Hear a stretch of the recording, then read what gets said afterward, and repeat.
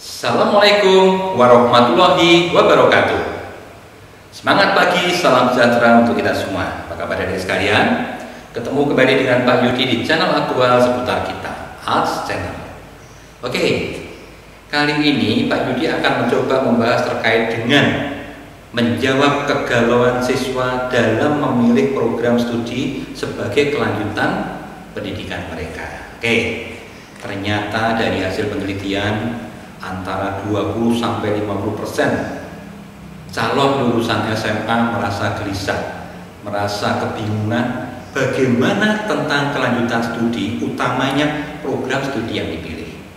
Ya, ini tentu saja tidak bisa dipungkiri karena pemilihan program studi menentukan arah karir dia, menentukan masa depan dia, menentukan tingkat sukses dia dalam profesi yang akan diemban. Tepat dalam memilih program studi akan termotivasi untuk belajar yang lebih baik, untuk meraih sukses yang lebih baik. Tentu saja hasilnya juga akan jauh lebih baik. Salah dalam memilih program studi biasanya akan memunculkan kekecewaan sehingga prestasinya pun akan berimbang dengan rasa kecewa tersebut. Nah, ini dalam kesempatan kali ini saya akan coba membahas bagaimana memilih program studi sehingga kalian merasa cocok dengan profesi yang akan diraih, kalian merasa termotivasi untuk lebih berprestasi sehingga peroleh yang terbaik, dan tentu saja hasil akhirnya adalah rasa bahagia. Kalau kalian merasa senang dengan apa yang dijalani, merasa senang dengan apa yang diperoleh, yang dimiliki, akan peroleh kebahagiaan. Nah, salah satunya dimulai dari bagaimana dalam memilih program studi. Memilih program studi seharusnya dirancang sedemikian rupa jauh-jauh hari, bukan menjelang kelulusan SMA, tapi semasa SMP sudah harus dirancang. Misalnya saya pengen menjadi dokter, maka lulus SMP masuk SMA harus di jurusan yang IPA, kemudian bagaimana nilainya sudah dirancang sedemikian rupa sehingga bisa diterima di prodi kedokteran perguruan tinggi favorit. Nah, rancangannya sudah harus dari awal-awal mungkin, sedini mungkin, tidak bisa langsung instan. Tapi kalau terpaksanya sampai menjelang lulus SMA kok belum merencanakan program studi pilihannya, tentu ini akan menjadi masalah. Akan terjawab dengan cara yang mudah. Misalnya kalian datang ke psikolog, minta dites dengan tes bakat minat dan arah karir, kecenderungan arah karir. Nah, dengan cara-cara psychological testing itu nanti akan diketahui, oh ya, kamu lebih berbakat di bidang ini, keunggulan kamu ada di ranah ini, karir yang tepat untuk kamu adalah seperti ini. Nah, kamu akan bisa, oh ya, saya memang punya keunggulan di situ, dan kalau saya mau masuk menggunakan data hasil psikotes maka akan jauh lebih akurat. Biasanya adalah semacam itu. Nah, bagaimana kalau misal tidak menggunakan cara psychological testing? Ada berbagai macam cara. Yang pertama adalah dengan melakukan eksplorasi diri. Apa itu eksplorasi diri? Adalah cara memahami diri kamu sendiri, keunggulan kamu apa, kelemahan kamu di mana, tipe kepribadian kamu bagaimana. Misalnya, saya orangnya kok tidak mudah bergaul, senang menyendiri, tidak suka keramaian, atau dengan kata lain tipe introvert, tipe menarik diri, tidak bisa berbaur dengan banyak orang. Apakah itu jelek? Jelek kalau salah dalam menempatkan karir kalian. Tipenya introvert, tipenya penyendiri, pengen berprofesi sebagai presenter TV, pengen berprofesi sebagai wartawan yang harus banyak berkomunikasi, pengen berprofesi sebagai sales yang harus banyak komunikasi, pengen menjadi psikolog.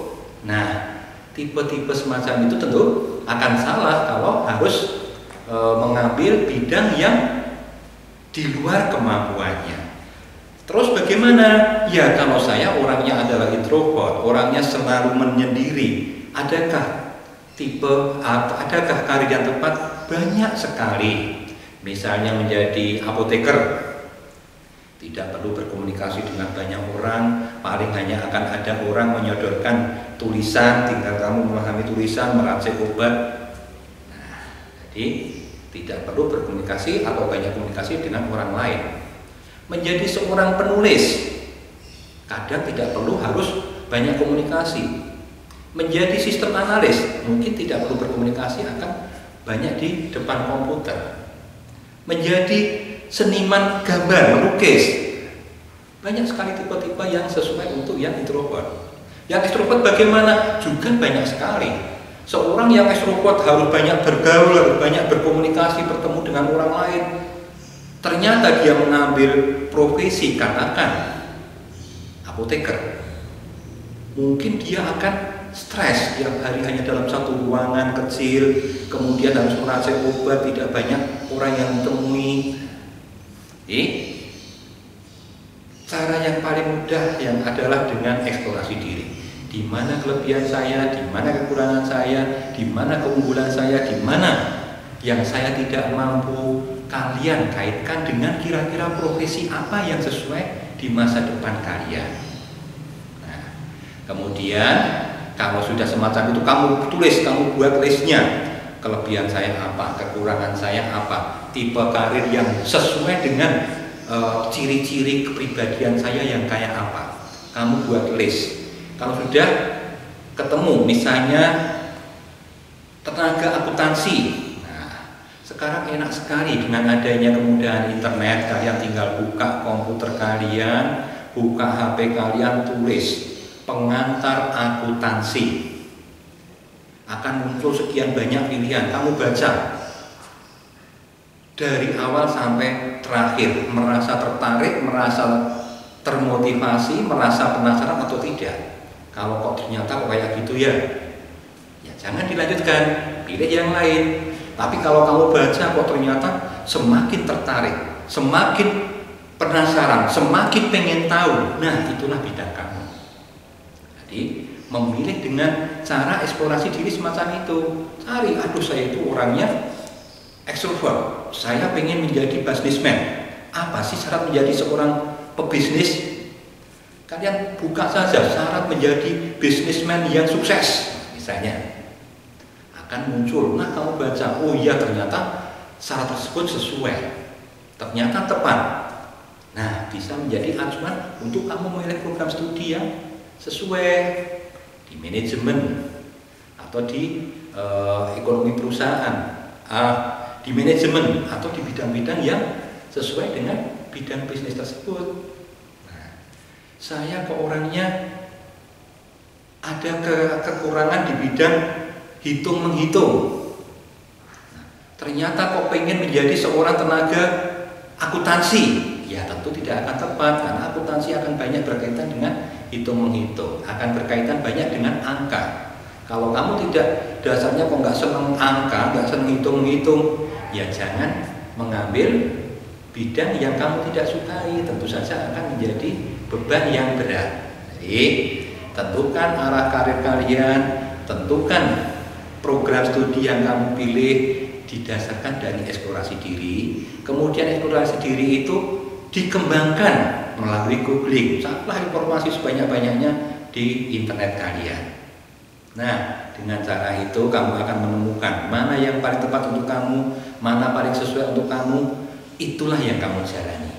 Kalau kamu merasa tepat, kamu merasa cocok, kamu merasa senang, maka akan memunculkan semangat yang jauh lebih tinggi. Semangat belajar akan muncul, semangat bekerja akan muncul, semangat berusaha akan menjadi kebutuhan kamu. Nah, ini adalah kunci sukses kalian.